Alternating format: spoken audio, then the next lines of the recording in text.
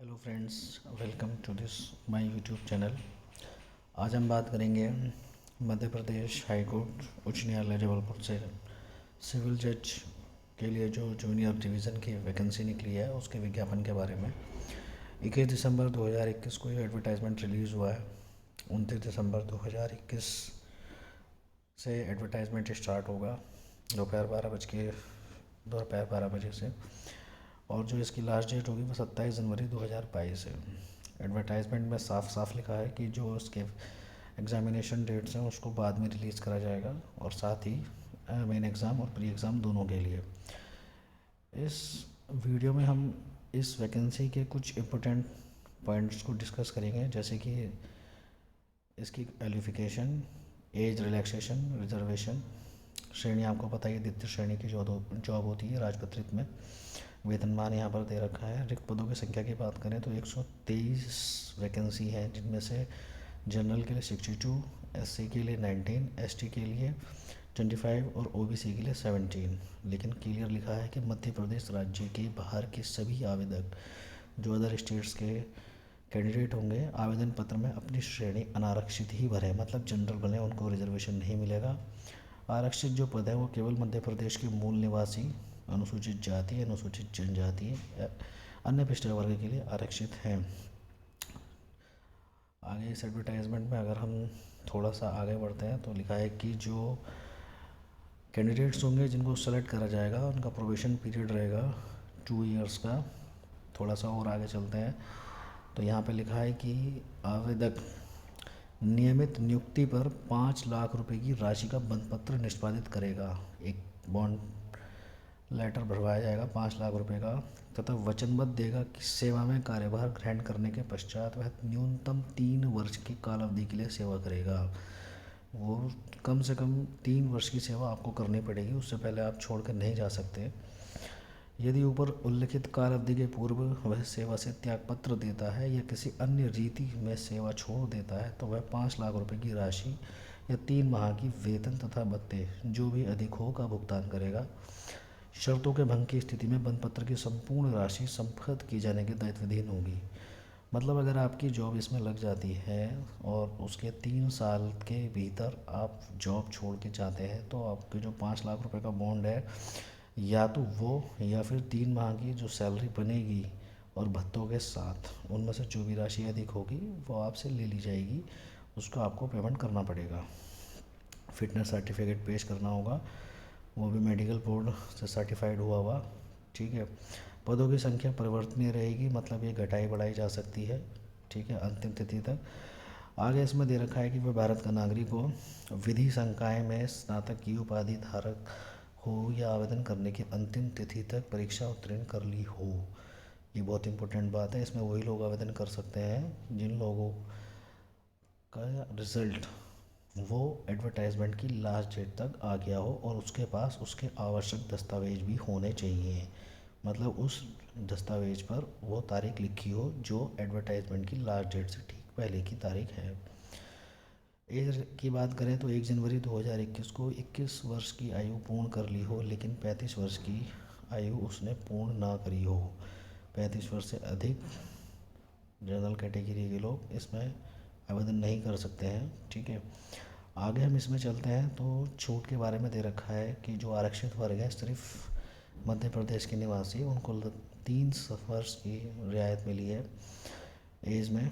ठीक है। और जो मध्य प्रदेश शासन के किसी भी संवर्ग के स्थायी एवं अस्थायी कर्मचारी हैं उनको भी एक तरह से 21 वर्ष से 38 वर्ष के मध्य वो इसमें आवेदन कर सकते हैं। ठीक है। ऑनलाइन परीक्षा के लिए अगर आवेदन की हम बात करें तो 1047 रुपये 82 पैसे का आपको भुगतान करना पड़ेगा। ये अनारक्षित वर्ग की श्रेणी के व्यक्तियों के लिए है, और या फिर मध्य प्रदेश से बाहर के आवेदकों हेतु, जिसमें परीक्षा शुल्क 400 रुपये, पोर्टल शुल्क 577 रुपये 2 पैसे, 335 और 154 इसमें दोनों को जोड़ गया है। ये कोविड-19 व्यवस्था शुल्क भी इस बार ये ले रहे हैं, जिसमें 18% की जीएसटी भी लगा रहे हैं। मतलब बच्चों को पूरा लूट के खाने की तैयारी है। आरक्षित वर्ग के जो बच्चे हैं उनको मात्र 647 रुपये 42 पैसों का भुगतान करना है। लिखित परीक्षा के लिए 283 रुपये 20 पैसे का आपको भुगतान करना है। ठीक है। अब इसमें थोड़ा सा आगे चले तो 27 जनवरी 2022 से स्टार्ट होगा। यहाँ पर आपको ऑनलाइन आवेदन भरने की प्रक्रिया दे रखी है, आप इसे पढ़ सकते हैं और इसके माध्यम से आप अपना फॉर्म फिल कर सकते हैं। अब आ जाते हैं परीक्षा की योजना के बारे में। 3 चरणों की ये परीक्षा है: ऑनलाइन प्रारंभिक परीक्षा, मुख्य परीक्षा व साक्षात्कार। ऑनलाइन प्रारंभिक परीक्षा 150 अंकों की होगी, जिसके लिए किसी तरह की कोई भी नेगेटिव मार्किंग नहीं होगी। उसकी दिनांक, समय, स्थान, केंद्र ये सब बाद में आपको सूचित करा जाएगा। सेंटर लेकिन ये पहले ही बता के चलते हैं: जबलपुर, भोपाल, इंदौर, ग्वालियर, सागर, सतना, उज्जैन व अन्य राज्यों के चयनित जिले होंगे। ठीक है। प्रवेश पत्र इन्होंने बताया है कि जब एडवर्टाइजमेंट होगा तो उसके 7 दिन पूर्व, एग्ज़ाम से 7 दिन पूर्व इसको बता दिया जाएगा। प्रारंभिक परीक्षा का पाठ्यक्रम देख लीजिए। कॉन्स्टिट्यूशन 10 क्वेश्चन 10 नंबर के, सीपीसी 15 नंबर के 15 क्वेश्चन। ठीक है। टीपी हो गया, संपत्ति अंतरण अधिनियम 7 नंबर के 7 क्वेश्चन। कॉन्ट्रैक्ट एक्ट हो गया 8 नंबर के 8 क्वेश्चन। विनिर्देशन अनुतोष अधिनियम 6 नंबर के 6 क्वेश्चन। परिसीमा अधिनियम 4 नंबर के 4 क्वेश्चन। मध्य प्रदेश नियंत्रण अधिनियम 5 नंबर के 5 क्वेश्चन। मध्य प्रदेश भू राजस्व संहिता 5 नंबर के 5 क्वेश्चन। एविडेंस एक्ट 15 नंबर के 15 क्वेश्चन। आईपीसी 15 में 15, सीआरपीसी 15 में 15। पराक्रम में लिखित अधिनियम 5 नंबर के 5 क्वेश्चन। जनरल नॉलेज के कुछ क्वेश्चन रहेंगे 20 नंबर के। कंप्यूटर नॉलेज के भी 10 क्वेश्चन और इंग्लिश नॉलेज के भी है 10 क्वेश्चन। ठीक है। यह सभी अधिनियम जैसे कि विज्ञापन के अंतिम तिथि तक संशोधित हो। ऑनलाइन प्रारंभिक जो परीक्षा है इसमें 150 क्वेश्चन है, दोनों लैंग्वेज में आएंगे, हिंदी इंग्लिश में। ठीक है। 120 मिनट आपको मिलेंगे, यानी 2 घंटे आपको इस एग्ज़ाम को करने के लिए मिलेंगे। नेगेटिव मार्किंग नहीं है, मॉक टेस्ट की सुविधा इसमें उपलब्ध रहेगी। आगे देख सकते हैं, अगर इसमें थोड़ा सा आप आगे पढ़ेंगे तो इन्होंने ऑनलाइन प्रारंभिक परीक्षा के बाद बताया है कि 10 गुना अभ्यर्थियों को बुलाया जाएगा, जो भी कम हो। और अगर 10 गुना अभ्यर्थी में जो लास्ट में होगा उसमें अगर उनके समान अंक है तो उनको ले लिया जाएगा। आगे उन्होंने कहा है कि प्रारंभिक परीक्षा में सामान्य वर्ग व अन्य पिछड़ा वर्ग के आवेदकों को न्यूनतम 60% अंक, मतलब ओबीसी एवं जनरल कैटेगरी को 60% अंक, अर्थात 150 में से 90 नंबर लाने बहुत ज़रूरी है। और जो आरक्षित श्रेणी है, जैसे कि अनुसूचित एवं अनुसूचित जनजाति, इनको 55% अंक लाने ज़रूरी है, वरना वो क्वालिफाइड ही नहीं कर पाएंगे। ठीक है। रिजल्ट आएगा तो आईडी पासवर्ड से लॉगिन करके देख सकते हैं। इसके अलावा इसमें अगर हम आगे जाते हैं एडवर्टाइजमेंट में, तो मुख्य परीक्षा की बात करी गई है। मुख्य परीक्षा उन्हीं लोगों की होगी जो प्रवेश परीक्षा अर्थात प्रिलिमिनरी एग्जामिनेशन पास कर पाएंगे। मुख्य परीक्षा की तिथि भी बाद में अनुसूचित की जाएगी। और इस तरह से इन्होंने यहाँ पे ये दे रखा है कि मुख्य परीक्षा जो है सिर्फ जबलपुर में होगी। 4 प्रश्न पत्र होंगे, 3 घंटे का प्रत्येक प्रश्न होगा।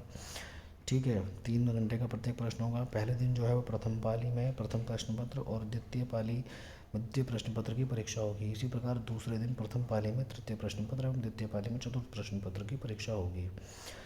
आप देख सकते हैं कि प्रथम प्रश्न पत्र में क्या क्या आएगा: भारत का संविधान, सिविल प्रक्रिया संहिता 1908, डिस्क्रिप्टिव पेपर है, संपत्ति अंतरण अधिनियम 1882, भारतीय संविधान अधिनियम 1872, विनिर्दिष्ट अनुतोष अधिनियम 1963, परिसीमा अधिनियम 1963।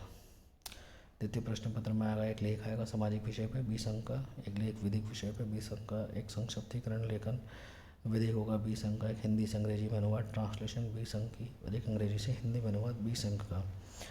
तृतीय प्रश्न पत्र की अगर हम बात करें तो भारतीय दंड संहिता रहेगी उसमें 1860, सीआरपीसी रहेगी, एविडेंस एक्ट रहेगा, पराक्रम में लिखित अधिनियम रहेगा, मध्य प्रदेश भू राजस्व संहिता 1959, मध्य प्रदेश स्थान नियंत्रण अधिनियम 1961।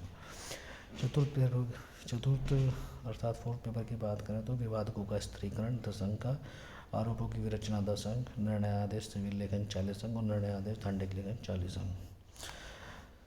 सभी प्रश्न पत्रों को आप एक ही लैंग्वेज चूज़ कर सकते हैं, तो आप हिंदी में लिखेंगे या फिर अंग्रेजी में लिखेंगे। ऐसा नहीं कि एक प्रश्न पत्र हिंदी में लिख दिया दूसरा इंग्लिश में। ठीक है। संक्षिप्तीकरण लेखन के लिए वाद पत्र, प्लेंट, वादोत्तर, रिटन स्टेटमेंट अथवा आरोप पत्र, परिवाद पत्र आदि की विषय वस्तु उपलब्ध कराई जा सकेगी और आवेदक से उसके 1/3 शब्दों में संक्षिप्तीकरण के लिए कहा जा सकेगा, मतलब उसको ब्रीफ समरी में लिखने के लिए कहा जाएगा। ठीक है। आगे इसको हम थोड़ा सा करते हैं कि परीक्षा के परिणाम की बात की गई है। जनरल एवं ओबीसी के लिए 50% अंक क्वालिफाई करने जरूरी हैं और 45% रिजर्वेशन कैटेगरी के लिए, मतलब SC ST या फिजिकल हैंडीकैप वगैरह के लिए 3 गुना अभ्यर्थियों को इंटरव्यू के लिए इसमें बुलाया जाएगा और इंटरव्यू जो है 50 अंकों का होगा, जिसमें न्यूनतम 40% अर्थात 20 अंक लाने बहुत ही ज़रूरी हैं। चयन का आधार ये रहेगा कि अंतिम चयन मुख्य लिखित परीक्षा में प्राप्त अंक एवं साक्षात्कार में प्राप्त अंकों के कुल योग, अर्थात जो आपको मेन एग्ज़ाम और इंटरव्यू में मार्क्स मिलेंगे उन दोनों को जोड़ के आपकी मेरिट तैयार करी जाएगी। ठीक है, इस तरह से। और सबसे लास्ट में लिखा है कि अंक बराबर होने की दिशा में साक्षात्कार में जो व्यक्ति अधिक अंक पाएगा उसको वरीयता दी जाएगी, और अगर उन्हें साक्षात्कार में भी समान अंक मिले हैं तो उम्र की वरीयता चयन का आधार होगी, जिसकी उम्र ज़्यादा उसका सिलेक्शन। अब ये जो मध्य प्रदेश सिविल जज का वैकेंसी निकली है, इसके लिए हम एक सीरीज़ शुरू करने वाले हैं, जिसमें कि आपको सबसे पहले MCQ बेस, क्योंकि एग्ज़ाम होना है तो MCQ बेस में हम कॉन्स्टिट्यूशन की सीरीज़ शुरू करेंगे। कॉन्स्टिट्यूशन के इंपॉर्टेंट क्वेश्चंस आपके लिए लेकर आएंगे और इन इंपॉर्टेंट क्वेश्चंस को हम चैप्टर वाइज लेकर आएंगे और चैप्टर वाइज होने के साथ साथ उनमें हम आपको डिटेल्ड एक्सप्लेनेशन भी देंगे। तो आप हमारी यूट्यूब चैनल को रेगुलर वॉच कर सकते हैं, सब्सक्राइब कर सकते हैं। क्वेश्चंस की सीरीज़ बहुत ही इंपॉर्टेंट रहेंगी और ऐसे क्वेश्चंस हम चूज़ करेंगे जो विभिन्न स्टेट्स के विभिन्न सिविल जज की जो वैकेंसी होती है, और या फिर अलग अलग लॉ की वैकेंसी, अर्थात जैसे मान लीजिए कि डिस्ट्रिक्ट जज हो गई, या फिर हाई कोर्ट से जो भी सिविल जज या लॉ क्लर्क वगैरह की वैकेंसी निकलती है उसमें कॉन्स्टिट्यूशन बेस के जो भी क्वेश्चन होंगे उनको आपको कराया जाएगा। तो अगर आपको वीडियो अच्छा लगा हो तो लाइक एवं शेयर करिए और साथ में सब्सक्राइब भी करिए, जिससे आपको नोटिफिकेशन भी मिलता रहे हमारी आने वाली अपकमिंग वीडियोज़ का। Thank you.